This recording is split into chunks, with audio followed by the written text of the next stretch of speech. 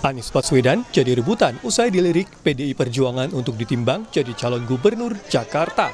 Giliran DPW PKB DKI Jakarta memutuskan mendukung Anies Baswedan sebagai calon tunggal gubernur Jakarta. Soal calon wakil gubernur pendamping Anies, DPW PKB Jakarta terbuka dengan siapapun, termasuk Ketua Umum PSI Kaisang Pangarep. Kaisang mengaku tak masalah jika dipasangkan dengan Anies Baswedan, apalagi Anies memiliki tingkat elektabilitas yang tinggi. Ya nggak masalah, saya kira itu juga baik dan kita lihat kan juga Pak Anies juga kalau kita lihat surveinya sekarang juga yang paling tinggi. Jadi ya saya nggak masalah juga kalau nanti pun akan dipasangkan oleh Pak Anies. Dah itu ya. Manuver DPW PKB Jakarta mengumumkan Anies Baswedan sebagai calon tunggal gubernur dan bersambut dengan Kaisang yang tak masalah berpasangan dengan Anies terjadi saat PDI Perjuangan berulang kali melirik dan menimbang Anies sebagai calon gubernur. Beda dengan Pilkada 2017, di mana Anies berseberangan dengan PDIP. Wasekjen PDI Perjuangan, Utut Adianto, kini bahkan menyebut soal ideologi Anies Baswedan merah putihnya tidak diragukan lagi. Kalau orang seperti saya, setiap pilkada itu kan tujuannya untuk menang. Betul, Pak. Nah nanti ditimbang-timbang Pak Anies itu seperti apa, popularitas pasti, elektabilitasnya seperti apa. Kalau menurut saya, beliau sudah pernah jadi gubernur, sudah jadi capres, pasti beliau punya Kepatenan sendiri, Pak. Kalau bahasanya Pak Luhut, paten, kalau bahasa saya, beliau udah orang yang sangat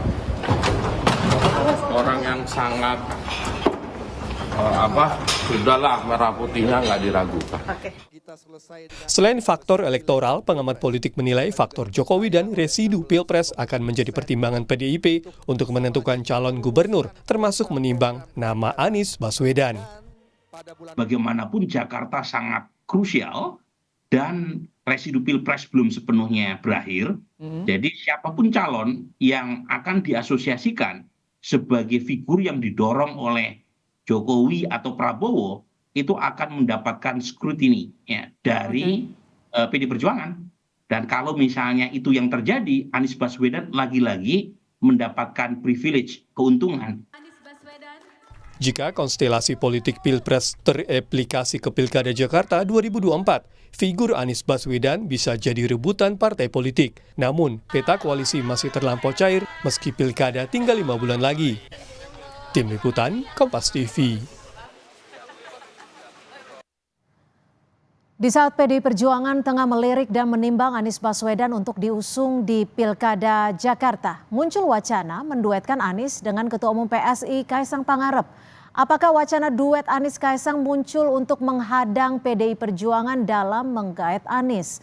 Dan apakah Pilkada Jakarta akan jadi ajang replikasi peta politik Pilpres? Sudah ada Wakil Sekjen PKB Saiful Huda, politisi PDI Perjuangan Andreas Hugo Parera, dan pengamat politik Kunto Adi Wibowo. Terima kasih sudah bergabung bersama kami. Saya langsung ke PKB dulu nih, Mas Saiful. Ini manuver baru setelah PDI Perjuangan melirik dan juga menimbang Anies untuk maju di Pilkada DKI Jakarta? Atau seperti apa? Nggak tahu persis, yang jelas mungkin pertimbangan politik politik di Jakarta.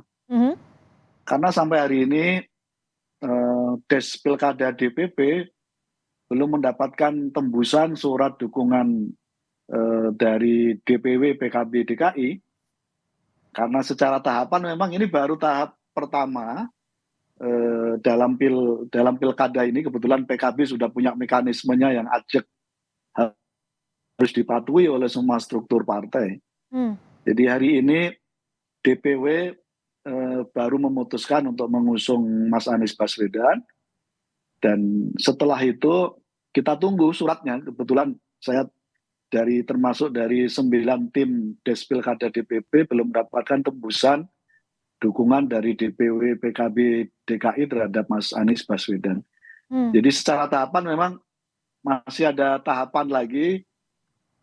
Setelah diajukan oleh teman-teman DPW, nanti suratnya disampaikan kepada DPP, Des Pilkada DPP.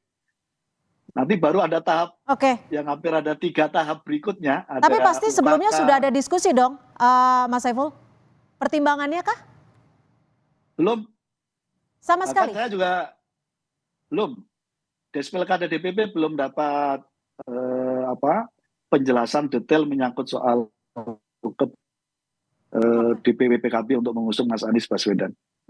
Saya ke Bang Andreas. Bang Andreas, ini wacana Anies duet dengan Kaisang Pangarep, PDI merasa dijegal tidak? Karena sebelumnya sudah melirik dan sudah melihat saling memberikan pujian. Bang Andreas, audionya mohon maaf.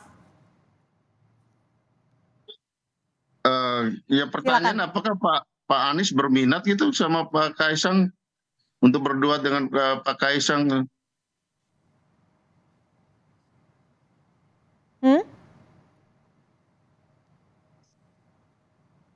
Bang Andreas? Halo, ya. Ya, gimana pernyataan Anda? Ya saya nggak tahu, apakah Pak Anies sendiri berminat nggak untuk duet dengan Pak Kaisang? Jadi, tapi dari PDI Perjuangan sendiri seperti apa? Melihat ada pergerakan ataupun manuver dari PKB ini? Ya kalau ya PKB tentu kita menghormati apa yang diusulkan oleh DPW PKB yang ya kami lihat juga di media massa juga dari DPD PDI Perjuangan juga di dalam penjaringan melakukan penjaringan dengan termasuk Pak Anies juga namanya terjaring di DPD PDI Perjuangan karena proses dari pilkada ini ada 2 tahapan. Tahapan pertama adalah tahapan penjaringan oleh DPD untuk provinsi, untuk gubernur, dan di tingkat kabupaten kota itu oleh DPC, yang kemudian nanti diusulkan ke DPP untuk DPP melakukan penyaringan. Dan tahapan sekarang adalah ya sudah selesai dengan tahapan penjaringan dan dikirim ke DPP untuk selanjutnya dilakukan proses penyaringan. Di dalam proses penyaringan tentu kita akan memperhatikan banyak aspek lah, ya tentu. Tapi aspeknya itu lebih berat ke Anies Baswedan kah atau seperti apa, Bang Andreas? Gini, jadi sebelum kita bicara nama, tentu setiap partai yang mencalonkan, mengusung pasangan tertentu akan memperhatikan aspek ya elektabilitasnya.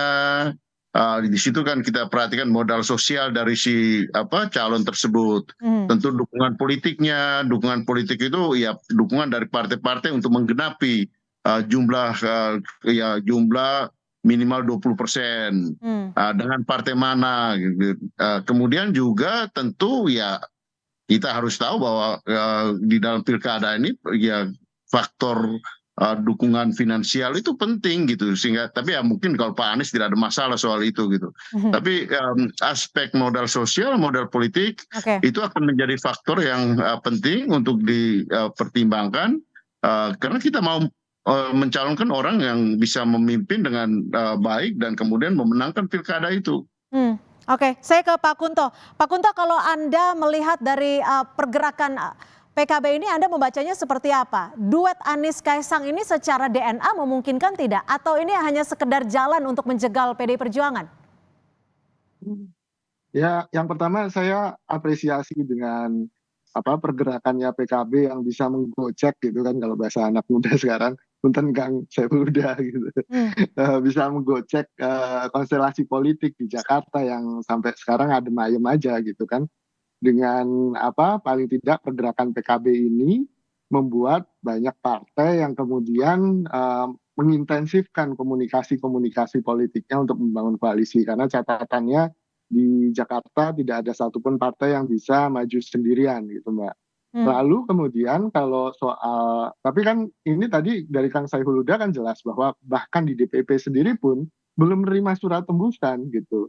Jadi ini baru usulan dari DPW. Prosesnya pasti masih panjang, sama dengan Bang Andreas tadi bilang bahwa di PDIP pun juga prosesnya juga masih panjang gitu Mbak. Menurut saya ini yang kita harus bersabar, dan ini sekali lagi saya apresiasi gocekannya PKB ini luar biasa gitu kan.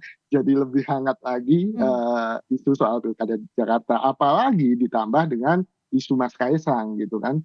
Dan di sini kan kita harus cermati bagaimana Mas Kaisang ini meniru cara kakaknya gitu kan, dengan tetap ada di perbincangan politik gitu kan, dengan tetap disebut namanya gitu kan jauh-jauh hari gitu kan. Dan ini untuk memelihara panggungnya Mas Kaisang atau peluangnya Mas Kaisang di Pilkada Jakarta. Tapi secara DNA apakah memungkinkan secara DNA politik? Iya, kalau DNA politik kan, politik itu nggak ada DNA esensialnya kan, semua bisa jadi lawan, bisa jadi kawan gitu. Tidak ada lawan dan kawan. Oke, saya ke Mas Saiful. Gimana ini, sekedar gocekan baru atau bagaimana nih kalau dibaca Pak Kunto seperti itu?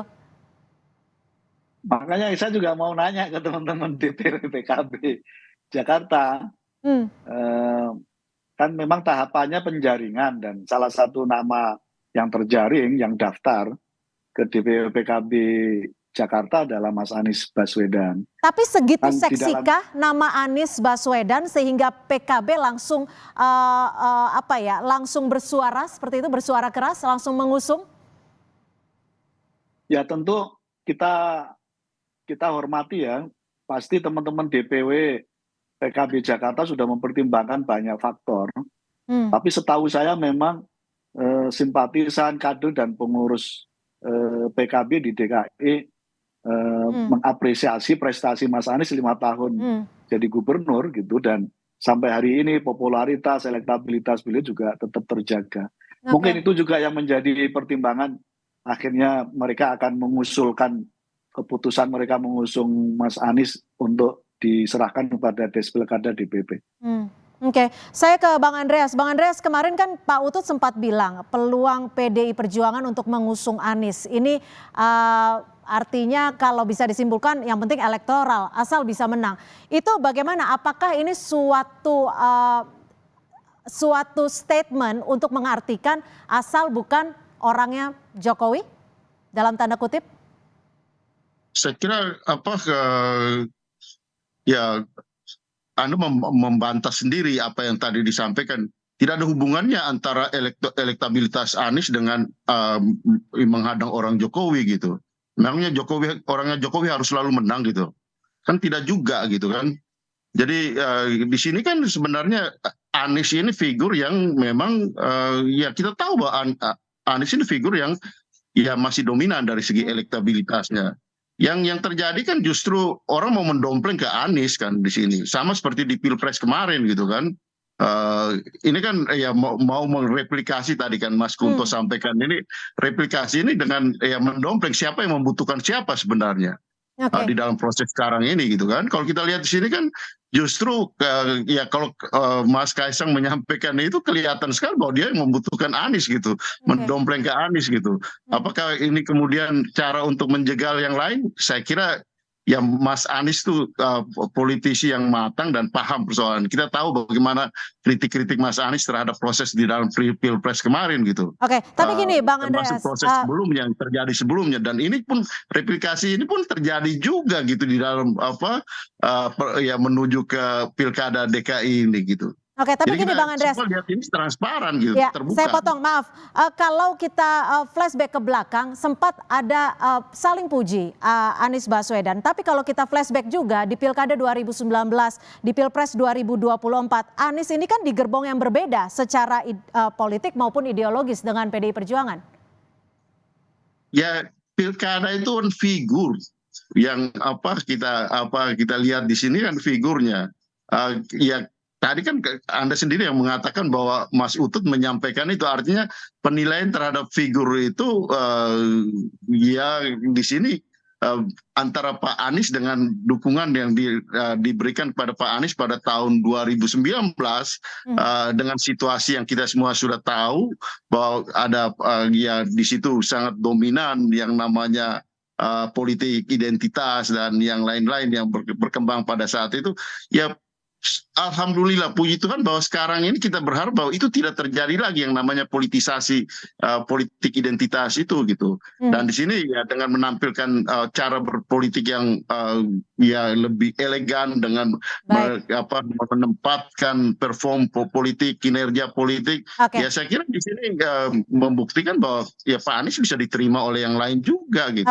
Baik. Termasuk di sini DPD PDI Perjuangan ikut mengusulkan Pak Anies. Baik, saya ke Pak Kunto. Pak Kunto, kalau Anda melihatnya, Pilkada 2024 ini akan mereplikasi Pilpres kemarin tidak? Dan Pak Kunto? Ya, maaf. Ada peluang besar untuk mereplikasi itu, Mbak. Dalam artian posisinya kan sedang berhadapan-hadapan nih. Koalisi perubahan, ex-koalisi perubahan gitu kan, PKB, Nasdem, dan PKS yang sudah punya chemistry dengan Anies, sangat mudah untuk kemudian membentuk koalisi gitu kan, dan berhadapan-hadapan dengan koalisi Indonesia Maju dari Pak Prabowo dan juga ada Pak Jokowi di situ. Dan PDIP mungkin bisa memilih nih antara keduanya, atau skenario yang lainnya kan juga mungkin.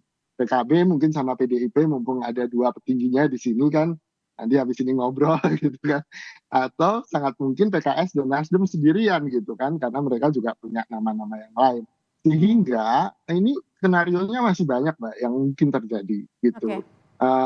Kalau ditanya seberapa mungkin, ya kemungkinan besar lebih mudah untuk mereplikasi. Tapi saya setuju dengan Bang Andreas, ada hitung-hitungan modal sosial, modal politik, dan modal finansial. Nah mungkin tiga itu yang kemudian harus dibicarakan antar partai nih. Membentuk koalisi kan tidak semudah itu pasti, apalagi untuk daerah yang sebesar Jakarta ini. Baik, terima kasih Pak Kunto Adiwibowo, pengamat politik, dan juga Bang Andreas Hugo Parera, serta Mas Saiful Huda sudah bergabung bersama kami di Kompas Petang. Selamat sore. Selamat sore.